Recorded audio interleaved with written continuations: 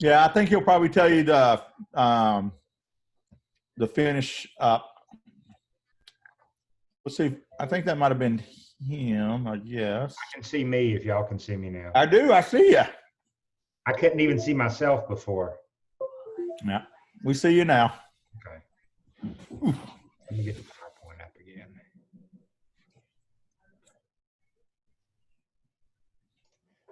Charlie, what are you doing? Cookout, bruh. Okay. I had sushi. That sounds pretty good. I had brat. Andrew's got a cookie, I think. No. West Virginia. He's got something. He's got bread. I see bread. I said I got some genuine pepperoni rolls from West Virginia. Oh, okay.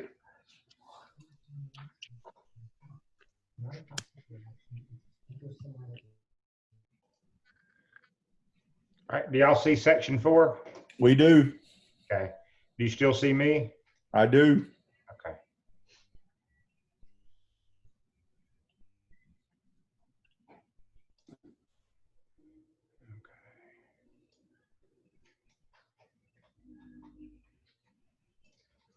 All right, Dwayne, are we good to go? We are. We're missing a couple though. Should we wait, or what do you think we should do? It's 10 after. Let's move on. Okay. Give me 1 second. I just want to look and see who said they were not going to be here. No, it doesn't matter. All right. So guys, y'all are doing well. Is anybody having any trouble so far with the program? The online's working for everybody? Okay, good. Yes, sir. All right, perfect. So what I was telling Dwayne is the plan for tonight is we're going to do my sections 4 and 5.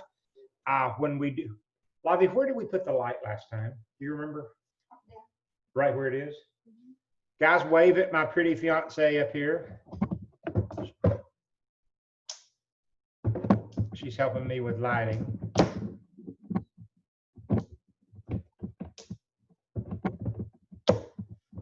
Maybe. All right, anyway. So the plan for tonight is we're going to do my section 4 and 5, which will complete the program from my perspective as far as the instructional part or the academic portion.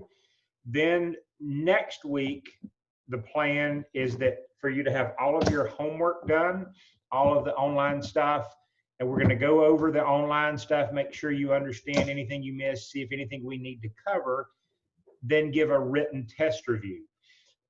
So the written test generally is done in the store. This time it's going to be done still in the store, but we're going to break you down into individual kind of family units to come in and do the written test. So we're going to do the written test one by one on a schedule basis. It's probably going to take you 45 minutes or an hour to do the written test.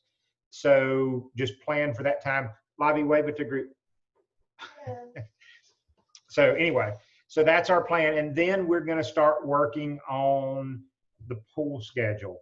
My office manager came in today and said they had changed some things with North Carolina and rules and wearing a mask. So I don't know where we are with pools right now. I'm not like, I haven't even seen anything from it other than Jennifer mentioned it to me. So we got to see if pools can even be open now. So I don't know, but I'll check on that. We're most likely going to split the group up into two smaller groups to do pool one way or the other. Okay. All right. Any questions so far? All right. No questions. All right. So section 4, diving skills. Now this is easy enough stuff, and it's going to make a lot more sense when we actually get hands-on. So when we give you a tank or when we assign you a tank, we have a procedure at the store. The procedure basically is that we are going to give you a full tank that's marked with a cap on that tank. It's going to be a kind of a dust cap is what it's called, but it goes over the top of the valve. Our sign in store of a cap, when a cap is on, that means a tank is full for us. So, and the only way we can get it to be full is when the O-ring is on. So we can't fill a tank without an O-ring. We put that cap on, it holds the O-ring in. Before you start assembling your gear, when you pull the dust cap off, you want to make sure there's an O-ring in there. Now, when we get to the pool, I'll walk through how to assemble the gear, and I've got sort of a procedure that keeps things from getting confusing, but I'll go through that when we get to the pool. Mostly, you just want to make sure an O-ring is in there and that the O-ring doesn't look all beat up and dinged up. If you ever dive in the Caribbean or some basically non-US destinations, you'll see some pretty bad looking rental gear, bad looking O-rings and all that, and that's just kind of how it works there. So just keep that in mind. Now, what this is talking about as far as soaking the BC cam band, that's a fancy name for saying tank strap. So what they're wanting you to do is wet the tank strap on the BC, and so that you, when it's a new BC, wave it to people. This is my stepson, Dylan. So when a BC is new, that tank strap is going to stretch a good bit. So what they're talking about is wet the tank strap and get it really, really good and tight. My procedure for putting a tank strap on, and I'll show you exactly how I do it, but once I get it on and buckled up, if I can grab the buckle and wiggle it, it's too loose, it's going to slip. Now, the online program is going to tell you one way to check that your tank is tight enough is to grab your BC, pick it up and shake it and see if your tank slips. That sounds like a bad idea to me. Hang on 1 second. I'm putting 4 down. Yeah, I know, buddy. Okay, I just want to make sure we were recording for the people that we missed. So the SDI manual says pick it up by the BC strap, shake it, see if the tank slips. What my procedure is to grab the tank buckle, see if I can wiggle it. If I can wiggle the tank buckle at all, it's probably too loose, okay? And you don't want your tank slipping during a dive. So another method that I'm going to show you, or a method that I'm going to show you that's just a my method or a sink or swim method, is you're going to stand behind the tank with the valve orifice or hole facing away from you. That usually means the tank valve is going to be facing your right hand.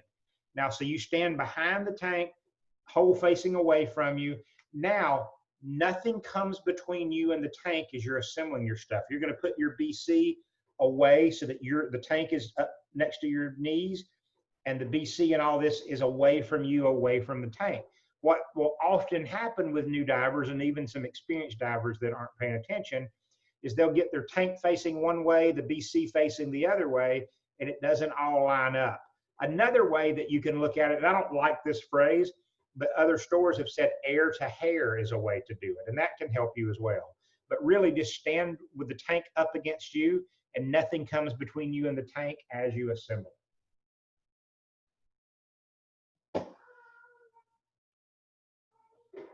So this is something I disagree with this just a little bit, and you will see this on the test. It's going to say when donning and doffing your gear, the stronger buddy should put their gear on first. I disagree with it simply on using words like donning and doffing for a test that a 10-year-old is going to have to pass, because that's not normal language. But the concept behind this is you want the stronger buddy holding the weight of the gear the longest. You want them standing around in their gear, that kind of stuff. So just kind of keep that in mind as you gear up.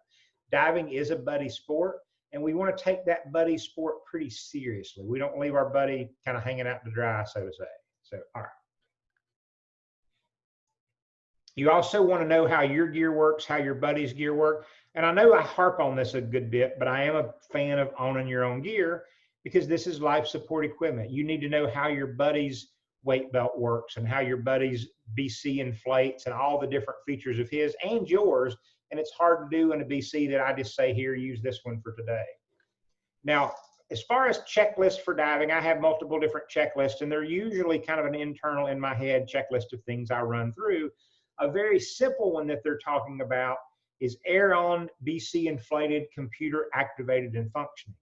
Most of the better computers are water activated. Even some of the radios, the radio on that OTS full face mask is water activated. it's pretty cool when you do your giant stride into the water, a menu is going to come on, a voice menu, and say, buddy phone on, channel A, volume high, and it's going to run through all its settings, and it talks to you because you can't really use a screen for that. Now, some of my stuff that I do for my gear is I want to always make sure the air is on. When we get to the pool, I'm going to show you a way to test it even if you can't reach your valve. I'm kind of picky about my gear, and it's and other things involving safety is if it involves my safety, I want to be the last person to touch it. Meaning if I set my gear up and I leave it alone for a little while, if there's a chance somebody could mess with it, I'm going to check it again. I'm not going to trust my safety to other people for the most part. So one of my rules is that if I could fall in the water from where I'm standing, where I'm walking, where I'm sitting, I'm going to be ready to dive. So what I mean by that is when you're getting ready to get in, they'll usually tell you to get up, it's time to enter. Before I get near the edge of the boat where I could ever slip and fall, I'm going to put my mask on, get it right, get my regulator in my mouth, get my BC partially inflated. This is where you really, really want to make sure your tank is on. So just something to think about, and I'll show you in the pool. When you turn your tank on, you pressurize the lines and the hoses. There's 3,000 PSI of air in some of the hoses. You can turn your gauge will show 3,000 PSI or whatever the pressure is in your tank. You can turn that tank off and your SPG submersible pressure gauge will still say 3,000 PSI. You turned it on, pressurized it, somebody else turned your tank off, your gauge still says 3,000 PSI, but it's only the 3,000 PSI in the lines. It's not, you can't breathe it. You'll get maybe 4 or 5 breaths from that and then run out of air if your tank is turned off. So one technique I'd like you to do before you get in is unless it's super cold outside, and we'll talk about that later, is pre-breathe your reg while watching your submersible pressure gauge. If your tank is turned on and you're breathing from your second stage, you won't see any change in your pressure on your tank. But if your tank is turned off, every breath you take, you'll see substantial changes. So that's the sign that the tank is turned on. Common entries include the giant stride. Now this is what they're doing in this picture here, and this looks like the most dramatic entrance. But as you notice, this diver is not jumping in the water, they're not leaping in the water. All they're doing is taking a big giant step away from the boat. And that step is actually pretty important. This is the giant stride. I like this method the best from a good dive boat, but from like a normal real dive boat. Like you can't do this from a bass boat, maybe a pontoon boat, but you've got to have a little bit of a bigger boat. But the concept between this giant stride is you're spreading your leg out and you're one leg length away from the edge of the boat. So I'm this far away. When I go down, I'm, however long my legs are away from the dive boat. What I don't want you to do is try to just bend your knees and jump, because what I would be worried about then, or even just a hop or whatever, I don't want you to, as soon as you leave the edge, you to go down and hit your head or the tank on the way down. I'm trying to get you far away from the dock. That's my goal with the giant stride. Now, controlled seated entry, I'm not a huge fan of, but if I had a bass boat or some small boat or a John boat or whatever like that I'm diving from, I would probably use a controlled seated entry, or even a dock if it's a small dock. I'm going to ease up to the edge of the dock, and I'm going to bend over and put my hands on the front, and I'm going to gradually kind of scoop myself off the boat. And when I hit the water, I'm still lowering myself down with my arms. You would do this if you don't know what's under you, if it's a small boat, whatever else like that. I'm just, like I said, I'm just not a fan of that entry. That's not a good entry for what we're doing, okay? Unless it's the only entry. Now, the back roll entry is the traditional sea hunt method type of, this is the TV show worthy entry into the water. What you're going to do, and this is usually for small personal boats, you're going to cross your legs, cross your arms, get everything dangly together, and then you're going to tip over, flip your feet up, and roll off backwards off the back of the dive boat.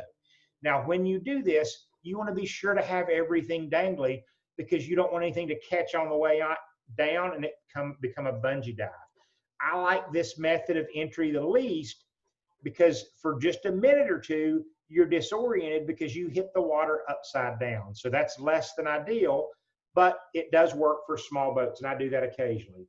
Now, for shore and surf entries, the only thing you're concerned about here is what the waves are like, what the conditions are like, so that you know when to put your fins on. If the current's real strong, I might waddle into the water with my fins on. If it's not that big of a deal, I'm going to wade into my waist so that the water can support the weight of my gear, and then I'll put my fins on standing.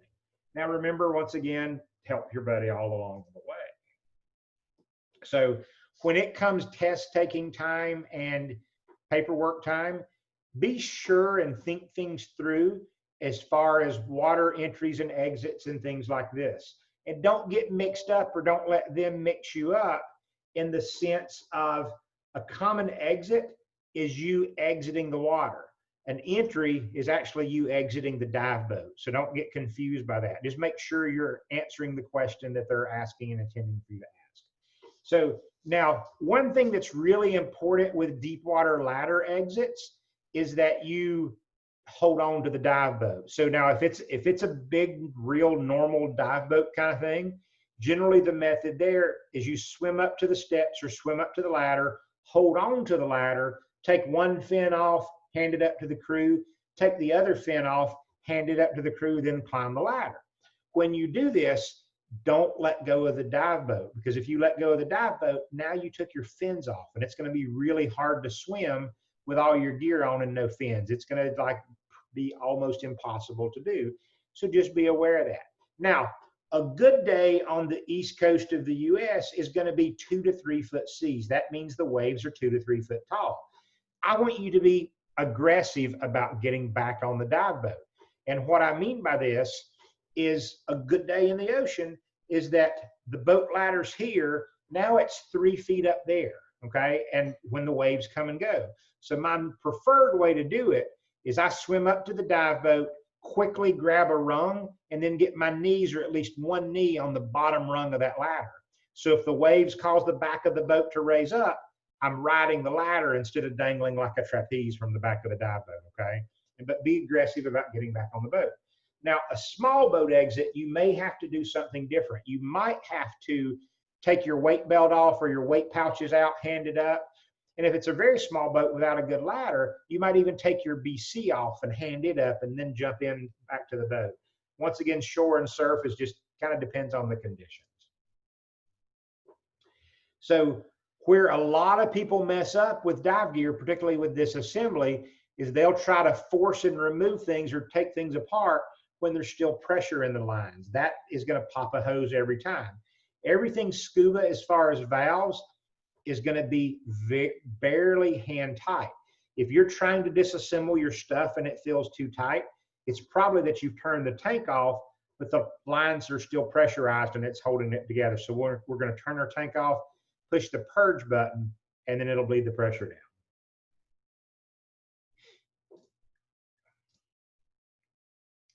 One thing to be very, very careful of is to not get water inside your first stage. So this is the first stage. This is the first stage of pressure reduction.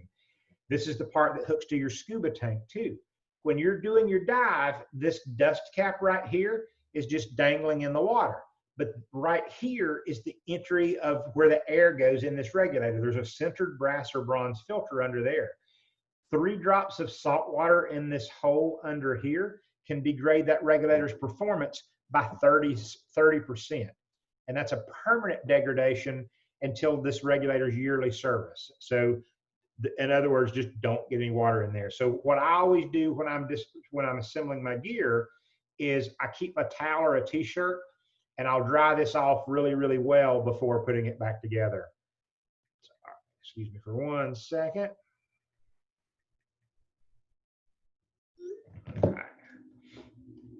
So when you're diving, particularly with the better computers, you can watch your breathing rate. You can see what sort of method is going to give you longer bottom times. A lot of new divers will really suck the air down, and they'll get where most of the experienced divers are getting an hour dive.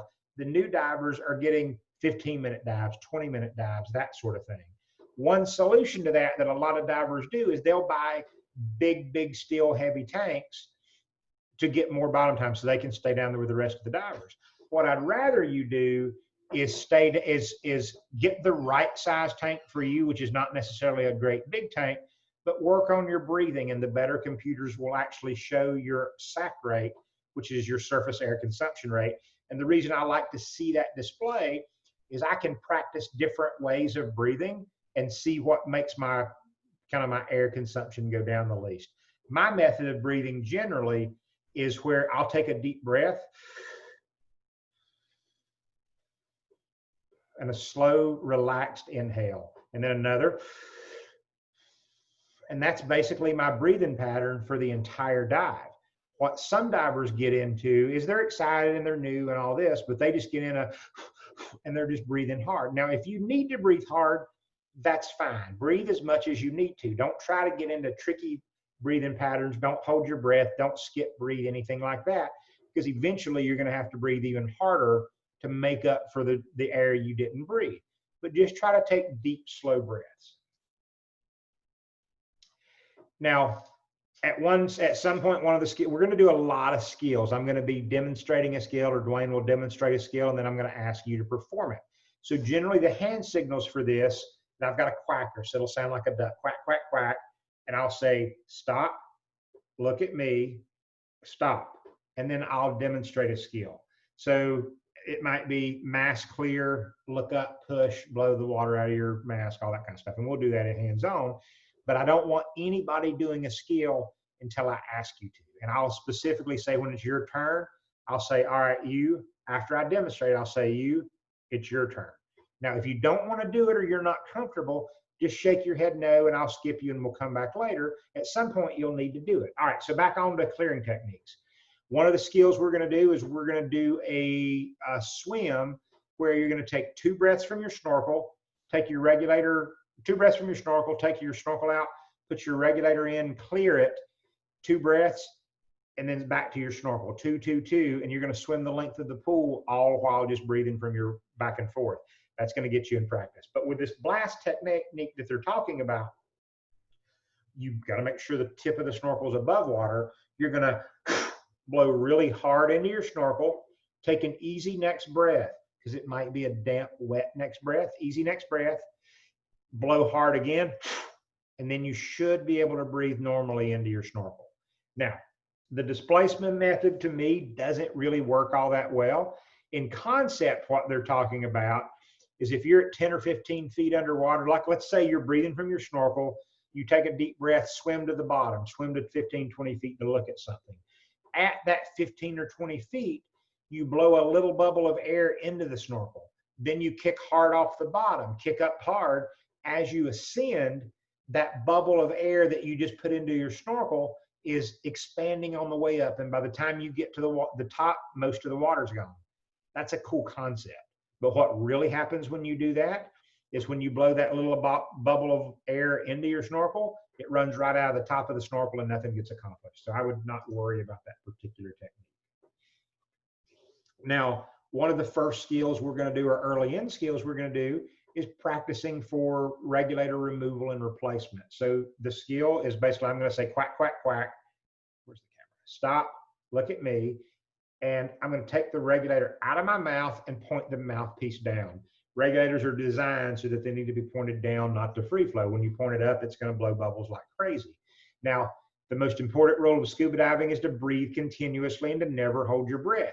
So with this breathe continuously, never hold your breath, that's even with your regulator not in your mouth. You still can't hold your breath.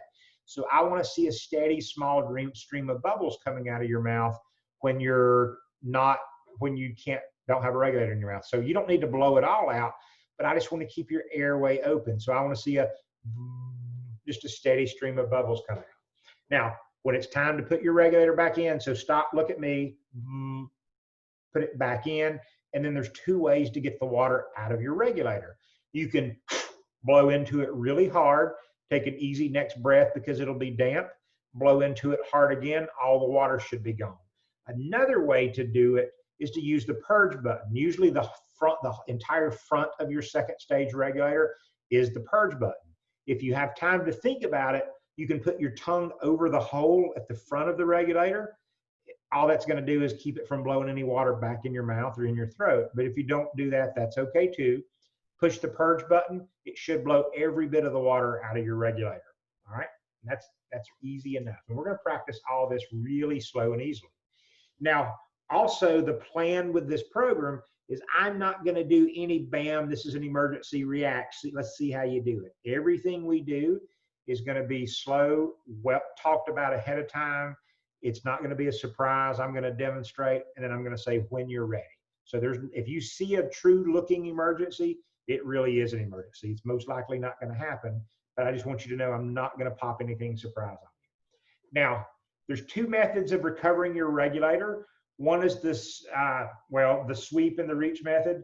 The method I like the most is this sweep and reach. So what you're going to do with this is you're going to lean forward and to the right slightly with your right hand. And the reason of doing that is it's the regulators, the second stage is coming on the right side. You're trying to get them to dangle out away from your body just a little bit. With your right hand, you're going to run it down to the center of your thigh. You're going to feel around to your butt, feel around to the scuba tank. When you get your scuba tank, sweep up and over, look down, and you'll have one or two hoses of regulators on your arms. I'm going to be very picky about this skill. I want you to do this skill step by step.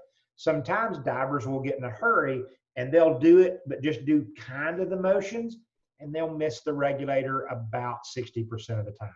So do it exactly the way I tell you to do it, and it'll work 100% of the time. But if you don't do each of those steps, down to the center of your thigh, feel around to the butt, feel around to the tank, sweep up and over, look down at your arm. If you do those exact steps every time, you will find your regulator every time. It's not an emergency if you drop your regulator out of your mouth. You might, see a fish and try to make a face at the fish. You might be trying to make smiley faces for the camera and drop your reg. It's not a big deal. I want you to get used to this. Sometimes my mouth gets dry and I just rinse my mouth out with water. No big deal if the water's dry. So guys, I'll be right back. Take like 2 minutes, okay? Or 30 seconds really.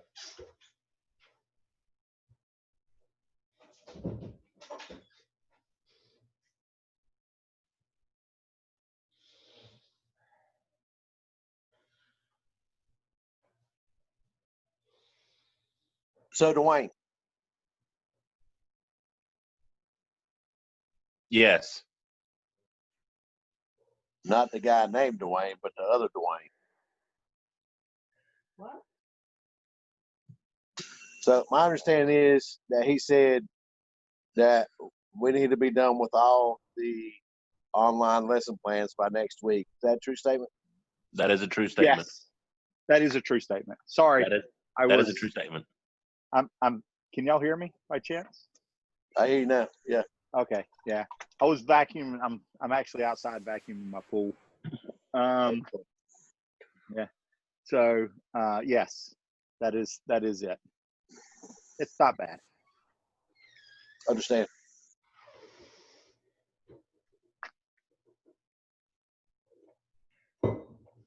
So clearing a mask is one of the skills that I would say intimidates the most divers, but it's not that big of a deal. If anybody's wearing contacts, let's talk about it ahead of time. You may not want to wear contacts that day if you can read your gauges and things, because this may cause you to lose your contacts, or bring an extra set, or bring your glasses or something like that. The way we're going to simulate this skill, or I'm going to signal for you to do this skill. So I'm going to say, stop, look at me. I want you to tip your mask out from the top, not from the bottom, but out from the top. Look up, push right here, exhale out of your nose.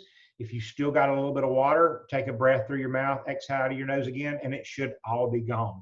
This isn't that big of a deal, and you should be very good and comfortable with this skill. Even though it's a little bit of a harder skill, this is one you really need to master and get comfortable with. When I was early into my diving career, one of my dive buddies got in and I didn't like this skill because I wore contacts, but he got in the habit of, we would be on a dive and he would just take his mask off during the dive and hand it to me. So now I'm like, well, I don't know what to do. I kind of had to play along with him because he wouldn't take his mask back. He wanted a different mask. So anyway, but get comfortable with this skill. When it happens, just remember not to inhale through your nose. One way that I've teach divers to try to not get their mask knocked off is if you get very close to something behind a diver, if there's any chance somebody's going to kick you, bump you, run into you, I hold my arm out in front of me so that they're going to run into my arm, kick my arm, do whatever to my hand or my arm, not to my face and my mask. So now for testing purposes and to be perfect, this is going to tell you that the best place to do a weight check is at the end of the dive at safety stop depth. What this is talking about is that when you're towards the end of your dive, when your tank is almost empty, you want to see if you have enough weight to maintain your safety stop with no air in your BC. Make sure you can stay down. This is fine tuning to get you to the least amount of weight you have to carry, because you're the lightest you'll ever be at the end of the dive because you breathed all the air out. Now, and that is the accurate and the correct way to do this. But for us, we're going to do the weight check at the beginning of the dive. And the reason we do the weight check at the beginning of the dive is we can't get to the end of the dive if we can't get you to sink. So we do a weight check at the beginning. So some divers, when they're new or when they get scared or whatever, or even just if they're not very good divers, they'll use their BC, buoyancy compensator, as an elevator button. What they use this elevator button for is to come up, to come down. They just use this just like they would an elevator. That's not what I want you to do. I want you to use your BC as a tool. When you need to descend, raise the inflator hose all the way up, vent. Usually at the beginning of the dive, you're going to let all the air out so you can start sinking. Then we're going to arrive at the bottom neutrally buoyant. We go do our dive. We add air to our BC as we need it. But we don't do a psst, add air to our BC. We do a psst, psst, see if that's enough. If it's not, psst, psst, do another little burst. You'll get used to the right amount, but you can, if you do too much air, you don't want to go flying out of control to the surface. Until you get used to your gear, do it in very, very small bursts. So when it's time to go down, make sure your buddy's ready to go down. All right. So generally I'll say, hey, you ready to go? Yeah, I'm ready to go. All right, let's go. Let's go down. You need to go down with your buddy. You can't say, all right, cool, I'll meet you on the bottom. There's plenty of dives that your ears are going to clear at different speeds. So if you rush and race and get to the bottom, your buddy might not be able to equalize and he might not be able to get down. Now you're on your own. So and that's inappropriate for diving. You want to go down together as a team, stay looking at each other. Another thing I generally do is I try to find something to look at on land, the boat, the sun, something, just a reference point to be kind of be looking at as I descend. This gives me a bit of orientation when I arrive at the bottom. If you're not looking at something, you're liable to spin on the way down and you're kind of lost as soon as you get there. Now, compass will help you find your way back, but it's easier not to get lost than have to find your way. So once again, buddy teams are important. Now, one thing a lot of divers don't think about on a dive is when we do our dive, generally we go out kind of gradually. We swim around, do our thing. We don't necessarily come up towards the end of the dive. We go back. Instead of just surfacing where we are, we work our way back. When we work our way back, we're getting in shallower and shallower water. When we do that, the air in our BC is going to be expanding. We have to be prepared to let a little bit of air out of our BC as we go up, which isn't what you would naturally think you need to do when you want to go up. But if you don't, potentially at some point during your dive, you're going to go flying out of control to the surface. So when we get shallower, you need to be prepared to vent water from or air from your BC. Your dive computer is going to tell you how fast you can go up. Mine has got a bar, kind of a bar over on the side that's basically gives me red numbers and how fast I can go up.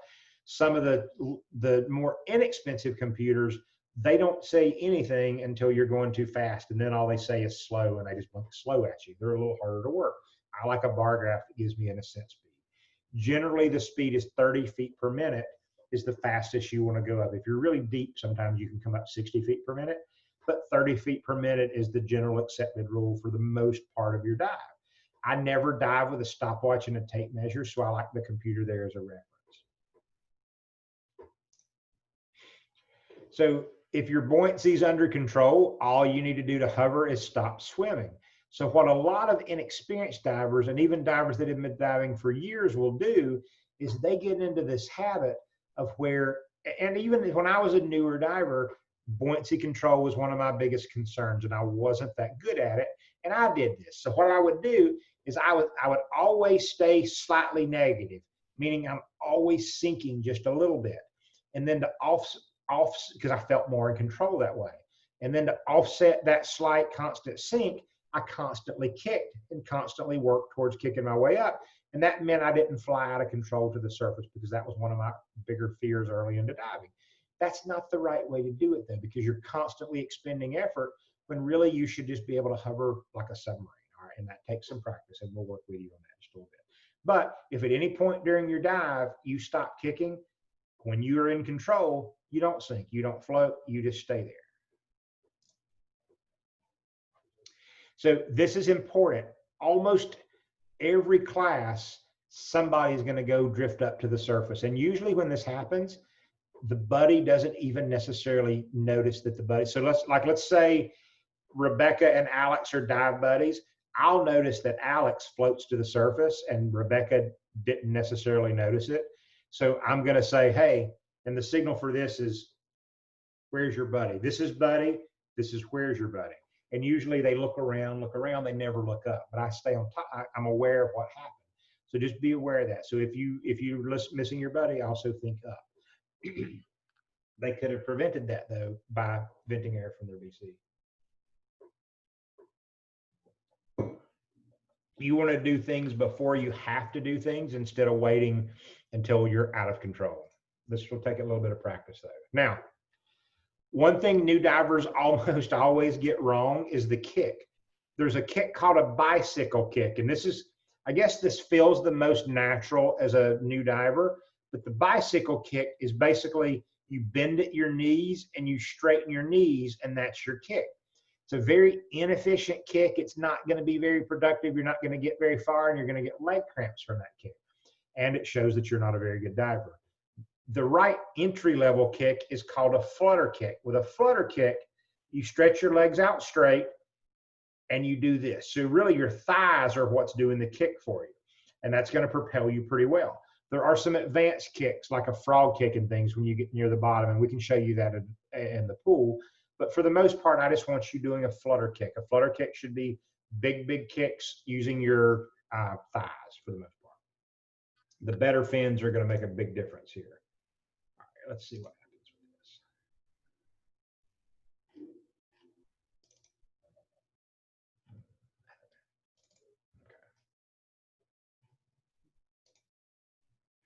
So let's go over some hand signals just for a minute. If everyone will turn their mics on where I can hear them, I suppose. So, all right. So one of the hand signals you're going to see most often is this. What do you think this means? What do you think I'm going to be asking you most often? If you're grabbing something or something like that, maybe. That's a good guess. But what's the thing that you should be most aware of and you should be checking most often during your dive? Air time. Something I didn't. Whoever just said something time, tell me that again. Airtime. Airtime, is that what somebody said? Yes. Okay. Airtime. So this is me saying, how much air do you have? Think of me holding my computer and pointing at it saying, hey, how much air do you have? So, and the correct answer for this is I want you to answer thousands up, hundreds sideways. Different operations have different ones. But if you've got 3,000 or 2,900 PSI, just tell me 3,000 PSI. Just kind of round up to the nearest amount of fingers you have. When you get to 1,500 PSI, this is a pretty universal symbol. Give us half time. We want to know halfway into your tank as well. Now, remember, you always want to be back on the boat, out of the water with at least 500 PSI. So let's go over some other hand signals. Let's see, what do you think this might mean? Stop. So what does stop mean? That's correct, but what does stop mean? Stop moving. That's right. Really, it means stop doing whatever you're doing. You could be kicking up the bottom. You could be trying to pet the fish. You could be trying to feed the sharks. Whatever it is, usually that would be stop, stop, stop, stop. But that's kind of what. Now, another hand signal in a sentence you might see might be that. So what is that? We just talked about this. What's that? Stop. Stop, and then this. What do you think that might mean? What do you think? Just tell me what you think. Wait. I heard two things at once. Stop and what? Wait. That's correct. It's stop and hold. So basically stop and hold means wait right here. Don't do anything until I tell you to. Okay. There might be a chance, like let's say 4 of us are diving and one of you just takes a left turn and decides to swim off into the blue yonder. I'm going to tell the group to stop and wait right here, and I'm going to go chase that person down. If we all go try to chase them down, now we're all separated from each other. I'm going to leave you here, find them, and I know where you are. I'll bring everybody back. Ideally, that's never going to happen, but that's just so this means buddy up, and we already said this means where is your buddy, okay? If you're up close, so I'm going to be asking you this probably second most often, okay? So I'm pointing at somebody and doing that. What do you think that might mean? Are you okay? Yep. So what's the correct answer? Give me some responses to that. So if you're okay, what should you do? Thumbs up. So that means go up. Right now, we're all going up. So if I see a thumbs up during a dive, I'm gathering everybody. That's thumbs up is considered a command signal. So we're all going up if somebody gives us a thumb up. Now, in the open water class, and I saw the right answer over there. In the open water class, if you give me a thumbs up, I'm probably going to question you on it. I mean, I'm going to say, hey, do you really mean go up? Or do you mean, wow, this is the coolest thing I've ever done. Y'all are so awesome. So I just want to make sure which one it is. But back to the question. So this means, yes, I'm okay. If you're not okay, what do you need to do? Have y'all seen this in the lesson plan?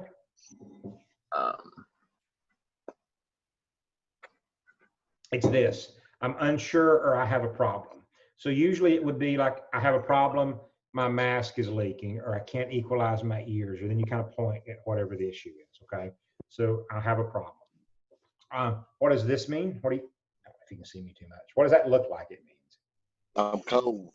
I'm cold. Good answer. Let's see. How about this? No air. So this is out of air. This is share air. So I'm out of air. I want to share air. I don't want to see that from any of you. I want you checking your gauges pretty much constantly to not run out of air. Let's see. This means go over. You shouldn't really ever go under anything. Go around. Take a picture. Let's talk animals for just a minute. Okay. What do you think this means? Shark. Dolphin. Dolls. That would be sharp. So, how about this? I don't know if you can see me. Crab. It could be crab, lobster, something like this. How about this? Shrimp. Very good. Y'all are getting all of these right. Okay. So sometimes people, when I do that, they'll say alligator or crocodile. The signal for alligator or crocodile is me leaving. I'm good. I'm headed to the truck. So y'all have a nice day. So anyway, let's see. This is one that's, it's hard to do this in front, get it where the camera can see. How about that one? But I'm doing it facing this way. Stingray or One more whatever. game. Turtle. Turtle. Whoever said turtle was right. Good job. I like turtles. So let's see. Charlie wants to know what the sign for dolphin is. I don't think there is a sign for. I don't know. Because they don't exist. Yeah, that's funny. But I don't know a sign for dolphin particularly. So, anyway, okay. Dwayne, any other signals that I'm missing at the moment? Oh, let's do a couple more. What do you think this means? The turning it part doesn't matter. I'm just turning it so you can see it. So that. Let's do it as a sentence, okay? The boat's that way. Was the Very, vote. very good. Yeah, that's the right answer. I remember the first time I saw that, I didn't have any idea what it was. There's two different ways for this next signal, okay? All right, that's one way to do it. Or that. Go off, I'm half full. I can't quite hear you. Go off, I'm half empty. I know, that's half. That's a good guess. But I'm doing this. Or I would say it. So stop, level out for 3 minutes. That's a safety stop we're going to do at the end of every dive. Make sense? And our computers will also tell us that if they're a better computer. All right. So now what this is talking about is if you ever run out of air, for one, it's your fault. You weren't watching your gauges. It's nobody's fault but yours if you ever run out of air. But if you run out of air, the plan generally is that your buddy is nearby and you should be able to share air with your buddy and go up in a controlled ascent. This is not an emergency. This is just an inconvenience. Now, it's a you screwed up. You were really bad and didn't watch your gauges, but you go up, you share air with your buddy. It's no big deal. Now, I said if your buddy's nearby and all that. How far away should your buddy be during a dive? What do you think? Arm length. Arm length. So he says arm length. That's not wrong, but give me some other ideas. There's no exact answer, but what do you think? I'd say not more than like 2 body lengths. So I'll give you a couple of different versions, and those are all good answers. But one, when I'm diving with a buddy, now I'm a pretty good buddy and I'm a pretty good instructor, but I don't go very far. So every couple of feet I swim, I'm turning around to glance to make sure my buddy's there because I don't want to lose my buddy. I don't get very far at all, except for certain things that I do. Like if I'm doing something sort of a super advanced dive, I might not do it next to my buddy. Another answer that's kind of seems silly, but it's kind of true, is, well, how long can you hold your breath? If you were to run out of air, how far away would you want your buddy to be? It's not very far. Now, so I can probably hold my breath if I pre-breathe and kind of do the right exercises. I can probably hold my breath for about 2 minutes. I take a deep breath. I can hold my breath for a while. That's not how you're going to run out of air on a scuba dive, though. So the way you're going to run out of air on a scuba dive is you are going to take a deep breath. You're going to exhale all the way. And then you're going to suck in and there's nothing to inhale. You don't have any air. There's nothing to inhale. You're inhaling against something hard. So how long do you think you can hold your breath if you blow all of your air out and then hold your breath? It's not but just a few seconds until you're kind of getting into the panicking, I got to do something right now mode. That's how far away you should probably keep your buddy. So now, if your buddy's not nearby, if you don't have a good buddy, if the surface is closer, you should be prepared to do a controlled emergency swimming ascent, even maybe drop your weights on the way up. So what you're going to do, if you need to drop your weights, and we're going to simulate this, or we're going to do a version of this. You're going to kick off the bottom, kick as hard as you can. You still got to exhale on the way up. You're going to keep your regulator in your mouth because the air in the hoses may expand just a little bit and you might get a little bit of air on the way up. Now, you don't want to spit your reg out. Keep your reg in. Don't hold your breath. Steady stream of bubbles. Kick as hard as you can for the surface. When we simulate this, I'll hold on to you to keep you under control and not go out too much. So we're going to go over tired diver toe in the pool. It's not that big of a deal. It's going to be easier to show you than just talk about it. But in very simple terms, sometimes you're going to get tired coming back and you won't be able to swim your way back to the boat. Your buddy can help you and we'll show you ways to make that. At our level or at your level of training, we're not training you to be rescue divers. We're training you to be good dive buddies. If you see a panicking diver in the water, stay out of their reach. If they're screaming and yelling, they're still breathing, they're fine. Wait for them to calm down before you grab them. Potentially, if you try to grab a panicking diver, they're going to climb you like a rock and maybe pull your mask off and hurt you. So just let them calm down before you do anything. Now, leg cramps do happen during dives. The people that have lower end fins are probably going to experience leg cramps.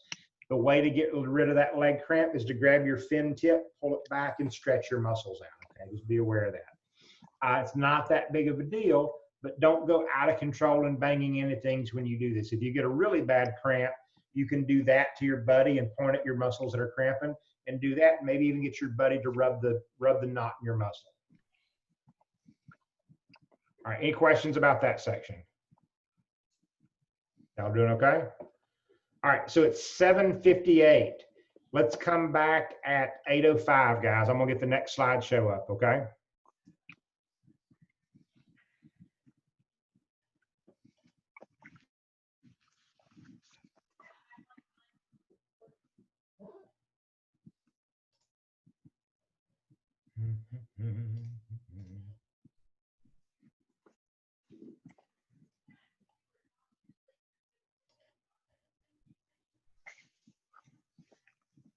Who's getting excited about going diving? I am. I am. Charlie, you're not excited? Trepidatious. Whatever that word is. Trepidatious. We're good. Trepidatious. He's scared. I'm not scared. You're scared. She's a scaredy cat. Huh. So But I'm If we excited to all had to practice.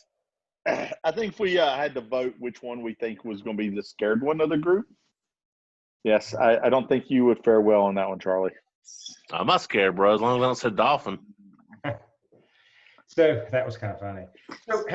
So this class is obviously different than my normal class, and so it's going in a weird, not a weird, but a different direction for me.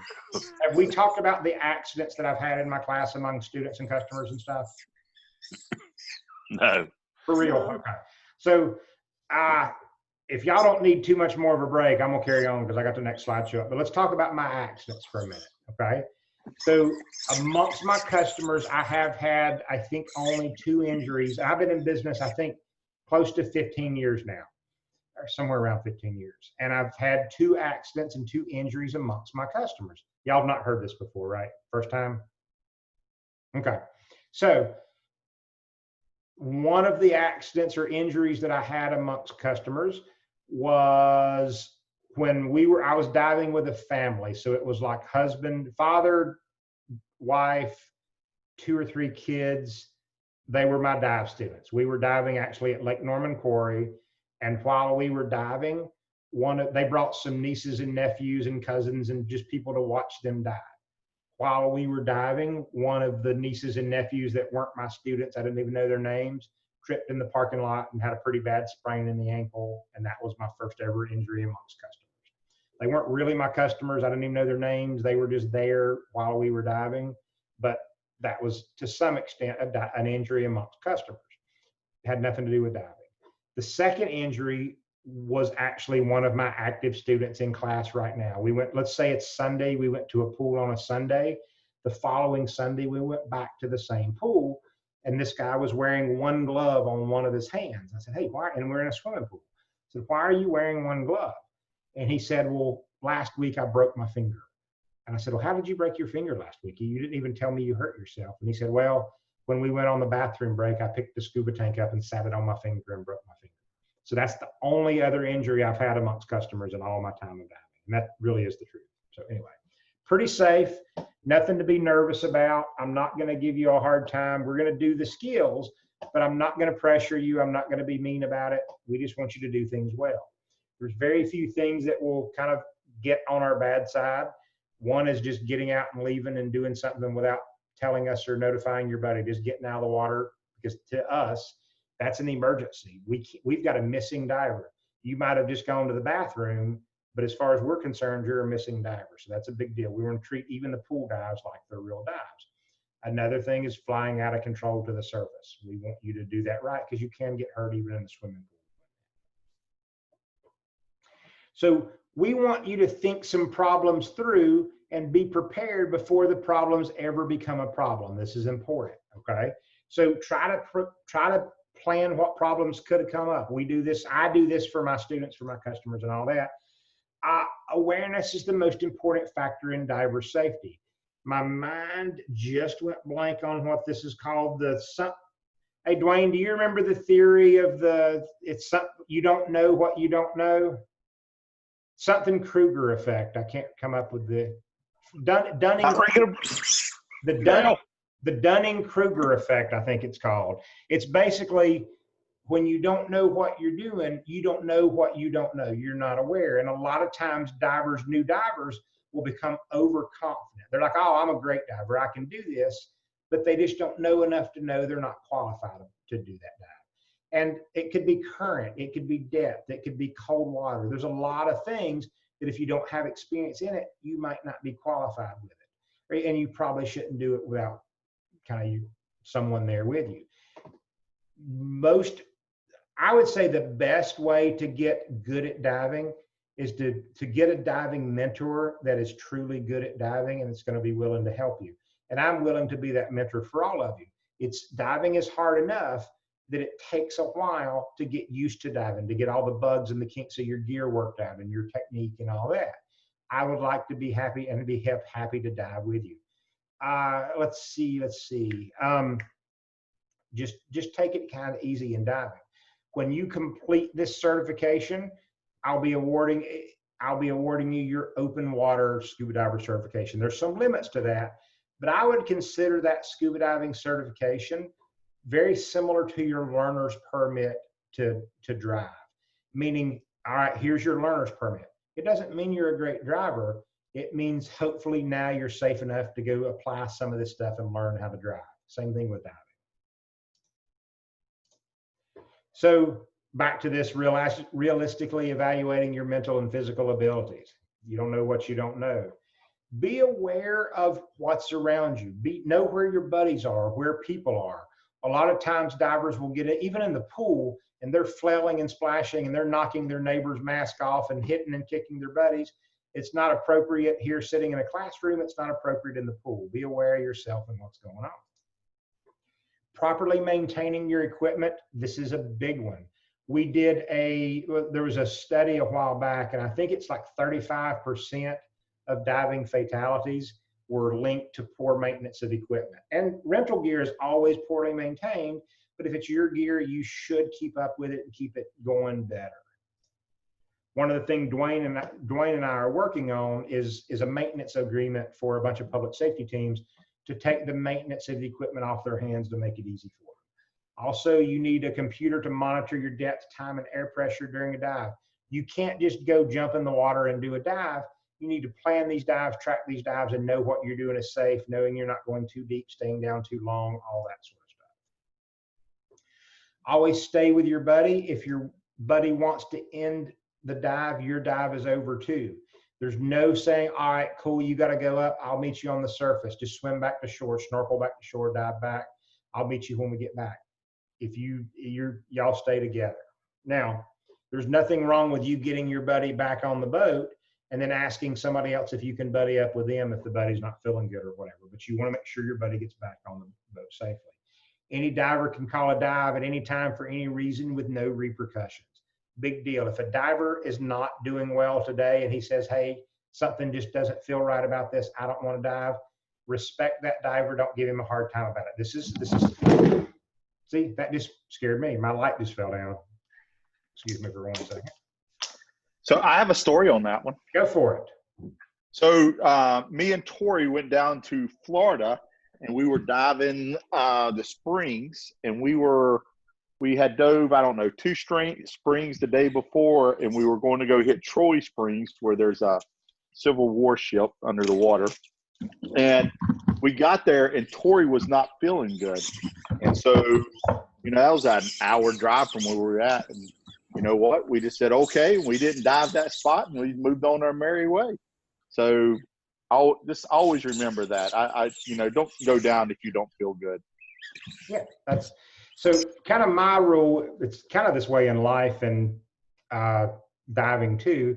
If something doesn't feel right, it's probably not right. Even if you can't put your finger on it, it's better to dive another day. So also, now some of these rules you've got to think through just a little bit, particularly the drinking and diving and all that kind of stuff. So I used to tell people, because, you know, we go on vacation, we go on dive trips. Sometimes some people drink the day before the dives, whatever. And people, I had one student really wanted to pin me down and say, because she had a vacation plan and wanted to, she went, well, how long exactly before I can dive? And I told her, I said, well, if you would feel safe to drive, you're probably safe to dive. And then 2 weeks later, she came in and she'd gotten a DWI. So, and it was like, oh, wow, I didn't expect that to happen. So now, really just don't drink and drive, or drink and dive. Also, if you are or might possibly be pregnant, diving is a big no-no. So also, when you're on land, when you can talk with your buddy, you want to work out the goals of the dive. You know, like, how thick is your wetsuit? What do you want to do? What do you want to accomplish this dive? How deep do you want to go? How much experience do you have? How long has it been since you've dove? Those are all good things to talk about with your buddy before you jump in the water. Because sometimes you'll get to the boat. If you don't come with a buddy, the boat or I will assign you a buddy. You want to know a little bit and learn a little bit about that buddy before you get into the water. It's much easier to talk about this on land than it is on underwater when you're trying to use hand signals.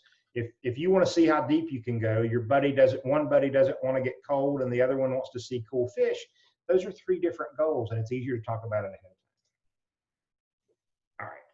So oftentimes on dives, the strongest, fastest swimmer is going to want to get in front. I'll take a lead. I know what I'm doing. I'll get myself in front.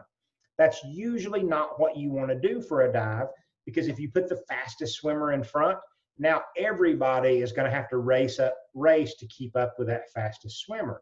If you put the slowest swimmer in front, everybody is slowed down automatically to the rate of that slower person. Remember, this is a team sport. We stay together doing this. So generally, before we go down, we're going to agree on, hey, the first person that gets to this pressure, let us know, and we're all going up together. If it's me leading a group, I'll usually tell the group, you know, tell me when you get to this pressure. And that changes depending on how deep the dives are. But make a plan of when you want to go up and stick with that plan. Any diver can abort a dive at any time for any reason with no repercussions. This is a big deal. Be a good buddy about this. Now, if you lose your buddy, which you shouldn't do, the plan is to look for no more than 1 minute. Really, within a minute, you should both be looking at each other on the surface, okay? So basically, look for no more than a minute. Usually what happens if you lose a buddy, go up just a little bit though, and then you're kind of can be out of, you know, above the silt to some extent, and you'll see your bubbles buddies often like slightly off in the distance, and you can go over there and try to find him from that way. But ideally, you just never lose a buddy.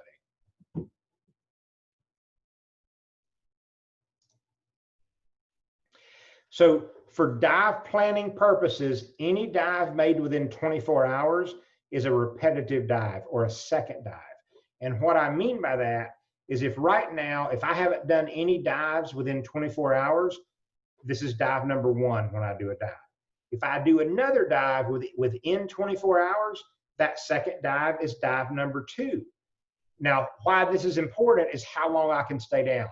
For more than 1 dive at a time, we have to allow for residual nitrogen time that's still in our system. So 2 dives made within 24 hours is 2 separate dives. 1 dive made now and another dive made 25 hours from now, it's dive 1 and dive 1. This is also why dive computers are important. So what a dive computer is going to do is it's going to tell you how long you can stay down, when you need to come up, and all that kind of stuff. It's also going to make, if you happen to accidentally stay down too long, it's going to make some recommendations and best guesses on what's going to keep you safe to come up. So it might say, hey, you stayed too long, stop at 10 feet and just wait for 3 minutes before you go all the way up. But you need to know what that computer's telling you so you know how to follow it. So if your computer fails during a dive and you're not carrying a backup computer, surface and stay out of the water for 24 hours. Resume diving only with a functioning computer. I generally dive with 2 or 3 computers, but it's because I'm dependent on this. I'm the guy that's in charge. I have to keep everybody safe. if my computer fails and I don't have a backup, I'm done for the day. I'm done for a while. So I don't want that to happen because that'll ruin an entire trip for all my customers for the most part. So I carry multiple computers.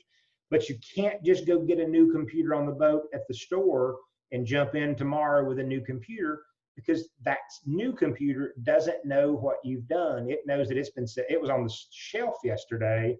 You were in the water. So you can get yourself hurt really bad doing that.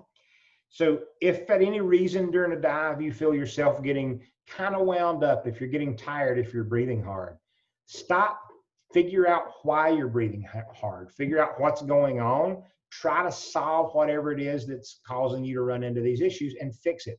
Don't get into this bad spiral of, hey, something's bothering me, I'm getting stressed out, I'm breathing harder now, I'm getting panicky. Just stop, relax, solve whatever's winding you up, and go from there.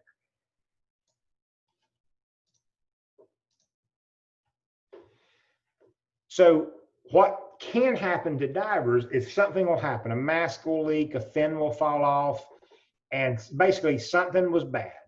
The divers will fight and will work their way to the surface. When they get to the surface, they spit the regulator out of their mouth, take their mask on, but they've not done anything to make sure they can stay afloat on the surface.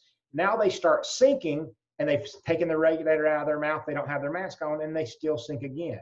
The first rule of problem management at the surface is make sure you can float, inflate your BC, make sure you can stay on the surface, and then figure out what the other issues are and solve it. That was another question that I had. Mhm. So if you run out of air, but you use your air in your tank to inflate your BC, are you not just kind of like, I know you could dump your weight, but you also said that an empty cylinder will sink and a full cylinder will float. A little bit. So I follow your question, but generally during a dive, you're not going to be negatively buoyant. So at the beginning of the dive, we let all the air out of our BCs so that we can sink, okay? So first we're a floating boat on the surface. We let our air out of our BCs, so we're sinking towards the bottom like an anchor. Before we hit the bottom, we're going to inflate our BCs so that we're neutrally buoyant. So now we're like a submarine, just floating through the water at the depth we want. Nothing's holding us down. We're neutrally buoyant. If we need to go up, if we run out of air at some point during the dive, the plan is that we're already neutrally buoyant because we've got our stuff adjusted properly. Now we can kick right up if we need to. It's not going to be that hard to get up. Does that make sense? That's a good question. yes, yes. Very good question. I guess that air will expand as you go up too. So The air therefore will be makes you speed, even yeah. more. Yep. Okay. I'm good. I'm sorry. No, don't be sorry. That's a great question.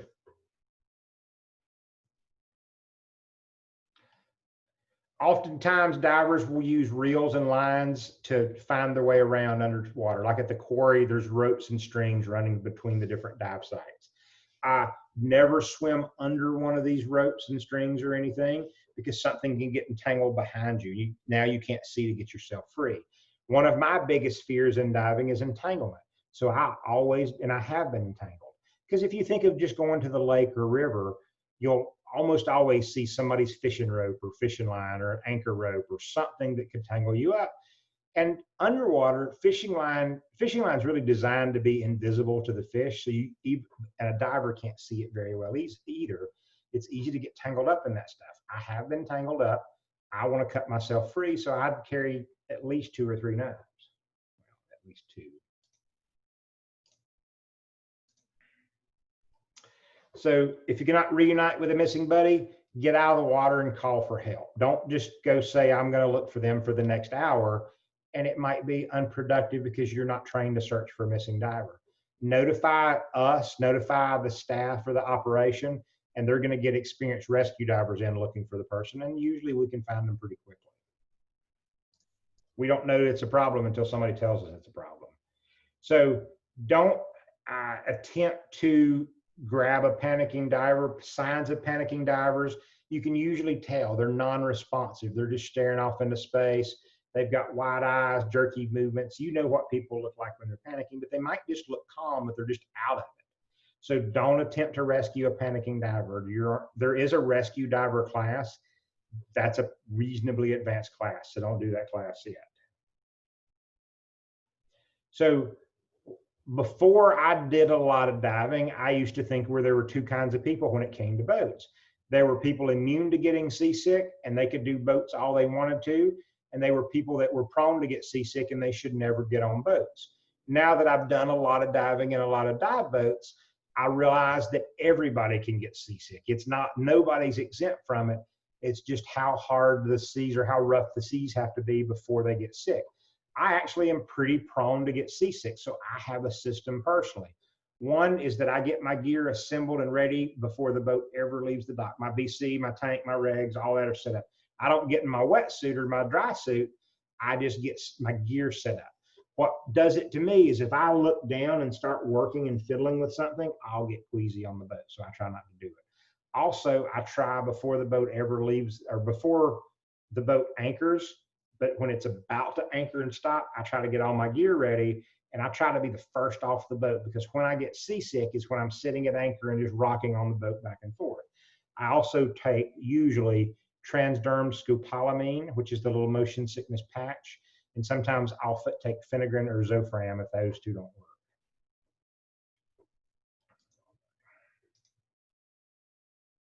So if you suspect decompression sickness, get the patient out of the water, activate EMS and notify DAN. DAN is the Divers Alert Network. They're the organization that's responsible for all hyperbaric or diving related injuries as far as pressure are concerned in the US. They're based in Durham, North Carolina, and get that happening. But anyway, most diving emergencies that involve your lungs, oxygen is almost always an immediate Band-Aid answer that'll probably help, unless some people have some serious lung issues that they already know about. For the most part, oxygen is going to help. And I always have an oxygen kit pretty much everywhere I go. There's one at the store, in the classroom. There's one in the van usually.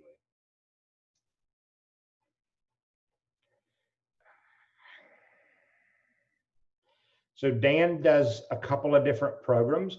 They offer, and y'all should consider doing this. They also offer free student insurance. So you can go to their website and put Sink or Swim, and they'll give you basically it's free medical insurance for diving injuries during your student time as a student. They have two different things that Dan sells or offers to you. They offer medical insurance or membership, medical insurance for diving injuries only, and they also offer evacuation. So if you go to the Caribbean somewhere and get a diving injury in the Caribbean, they will pay to bring you back and special transportation and stuff like that. They'll also pay your hospital bill for the diving injuries and all that as well. That's really important for some Caribbean travel. Some, like not one of our customers, but another diver on one of the boats we went on, they tripped and broke their ankle on a dive boat, and they got EMS and took them to, and this was a nurse that did it, and they took her to a Mexican hospital, and they wanted, I think it was like $5,000 cash before they would treat her at all for her injury. Basically, they wanted payment up front in cash before they would treat her injury. Dan would have stepped in and paid for that themselves, but this diver basically went back with a broken ankle on the plane because she had health insurance at home. Dan would have covered this. So after you successfully complete this program, you will be it's called an open water diver. All right, my mouse is going a little crazy. So you will have some limits. One of the limits for an open water diver is no overhead environments. Don't go into anything that's over your head, okay? You want to be able, as an open water diver, to make a direct ascent to the surface at any point during your dive. Also, as an open water diver, don't go any deeper than 60 feet. Now, I can take you deeper than 60 feet as part of your deep diving class or whatever like that, but for the most part, stay shallower than 60 feet.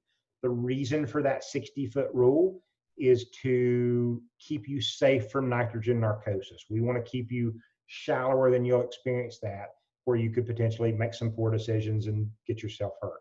Later, I can teach you a deep diver specialty class that will count towards your advanced open water and get you some experience there. As an open water diver, you can only breathe air. Once again, right now in the classroom, we're breathing air. Most certified divers usually breathe nitrox. Nitrogen is the bad gas in the gas that we're breathing. It's what causes nitrogen narcosis, decompression, sickness, all that kind of stuff. We breathe nitrox, which is a higher percentage of oxygen. It's called a specialty class. It's a mini. I actually have a class going on right now at the store for nitrox, but it's about, well, it's an online program and maybe an hour or two at the store, and that's it. And now you're nitrox certified and you can use that better breathing gas. Nitrox, to me, the biggest benefits are I can stay down longer, I can get back in quicker, but most importantly, I feel better after dives. So if I had to go on a dive trip and breathe air, like let's say really anywhere I go, if I go to the quarry and breathe air, at the end of that day, I'm done. Like I want to go home and take a nap. I don't even really put my gear away. I'm just worn out. If I breathe nitrox, I feel like doing stuff. I have some energy left over. So particularly on vacation diving, if I breathe air, I'm wiped out. I don't want to do anything. If I breathe nitrox, I'll put my gear away, pack for tomorrow, download videos and pictures, charge stuff, and then go to dinner and enjoy that evening of my vacation. I don't do that on air. So once again, we've talked about this, but you will be an open water diver upon successful completion of the program. I would suggest moving towards your advanced open water rating. That's the rating that most dive operations want to see, that says, hey, he's going to be safe. We can take him on the cool dives. We don't have to watch him that closely. He's probably going to be okay. The way you get advanced open water with us is we don't have a class called advanced open water. It's a rating that you earn. To get your advanced, I want to see that you've logged 25 dives. That can be with me, without me. Put it in your logbook. Also that you've done 4 specialties, or these little mini classes.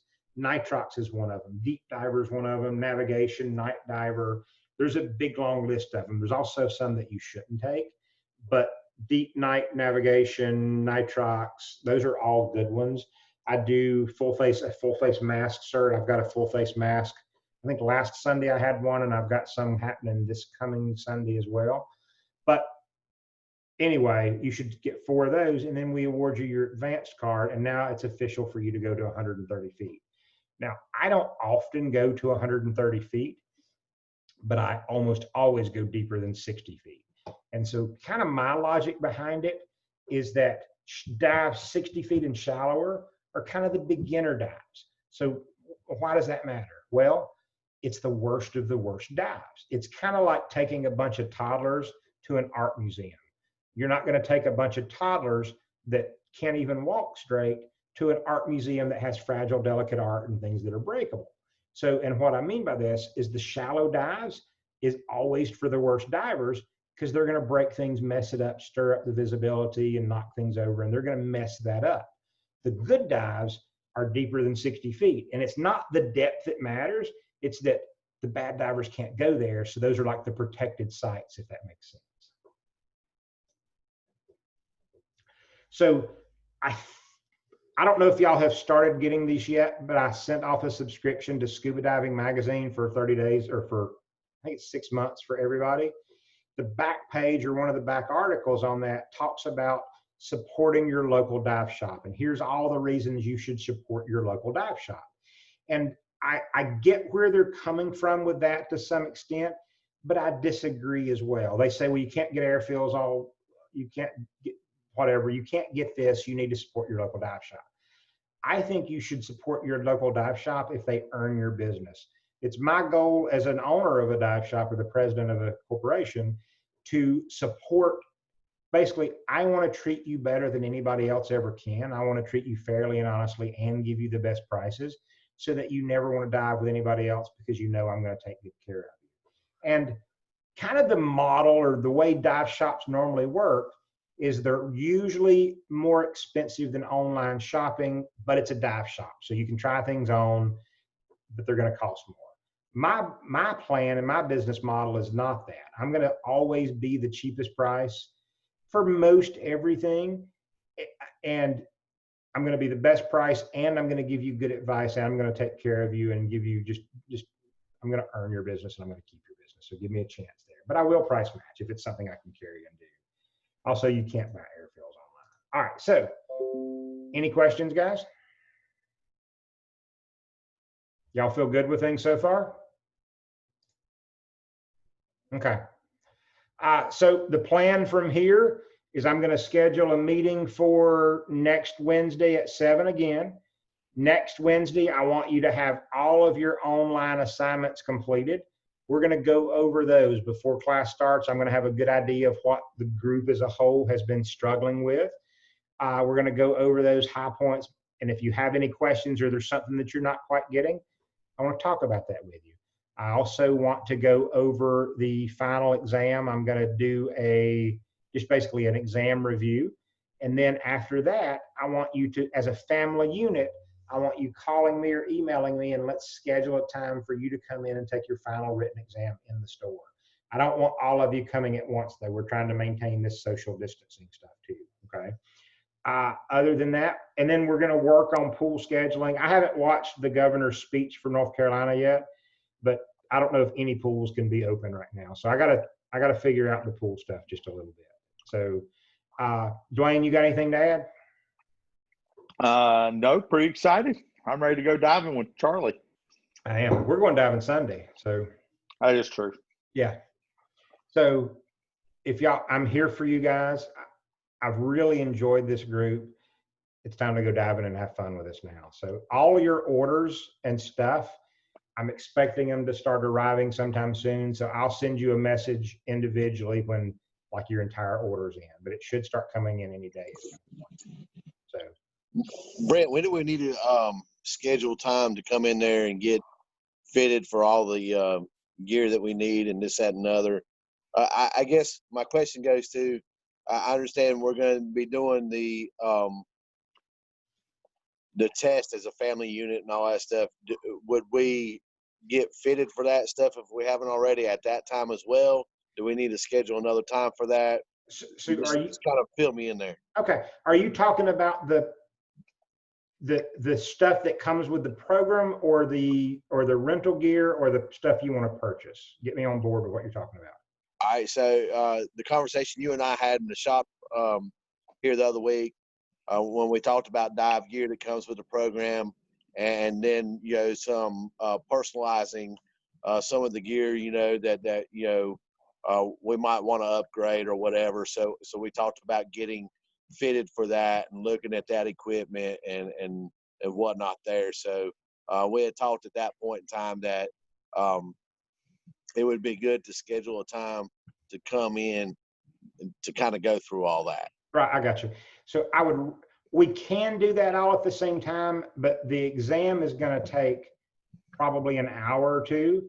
The gear meeting is probably going to take an hour or two. So that's really like 4 hours. I'd rather it be on 2 different days, unless coming to the store is a big drive for you, and then we can do it all on whatever's best for you. But it's really kind of a couple of hours both times. You know what I mean? So now, as far as the gear meeting and the picking that stuff out, I try to do that really soon because we're trying to find you a pool and get in the pool really soon. So, but like, we're going to run out of time on that before long. So, gotcha. I guess that's really where I was going. How quickly do we need to get that squared away? Because I guess that depends on how quickly we get into a pool. But all right, so we'll try it in the next couple of weeks. I try to do it way before the next couple of weeks if you can. Okay. So, and I'm not meaning to sound like I'm trying to rush you, but I'm trying to find you a pool to get in the pool in the next week or 2 or 3. As soon as I can get you a pool, I'm trying to get you in the pool. And if you're 2 weeks out from ordering your gear, that's 3 weeks out from it coming in, and you know what I mean? So yeah. So Dwayne, any input on that or? No, I mean, if you're going to order, you definitely need to come in. And we could get all the sizes and go through all the masks and everything. So no, I guess the big one issue is that we might be able to find a pool this week. Right. And then if everybody can make it, then we're going to move forward as quick as we can. I'm ready because to the summer's here, guys. I'm letting you know. I've been diving, I don't know, This is what, number 4 in the last month and a half. Yeah, we've got dives pretty much every weekend for the next, 2 months, basically already booked. Yeah. So let's try to make it happen as soon as we, and I promise I'm not trying to rush you, but it's time to go diving. So now, if we ordered stuff, has that came in yet? Not yet, but I'm expecting it to start coming in the next few days. Okie dokie. Thank you. If you ordered it, it should be in UPS shipping from California now, Okay. or FedEx. But now I don't know what FedEx, like all this COVID stuff, any time estimate I'm giving you is, I don't have any idea. You know, I was expecting some stuff today and I called the company and they said, yeah, we've had that order for a couple of weeks. We're going to ship it in a few days. I said, well, I was expecting it last week and you still haven't shipped it. Can we move this ahead? So things are a little off from a scheduling perspective, but we need to get the gear in so we can take it out. So cool. Any other questions, guys, or input? No, sir. All right, cool. Jason, that was a good question. I appreciate all your questions today too. Okay. Dwayne, you good to end this or you got anything else? I'm good. All right, guys, I appreciate your time. I'm looking forward to getting in the water, but I'm enjoying your group. It's nice to have a group that knows each other. So I'm real pleased with this. All right, perfect. Y'all call me when you need me and let me know if you need to schedule anything, okay? Thank you. Thank you. Thanks, guys. Thank you. You're very welcome.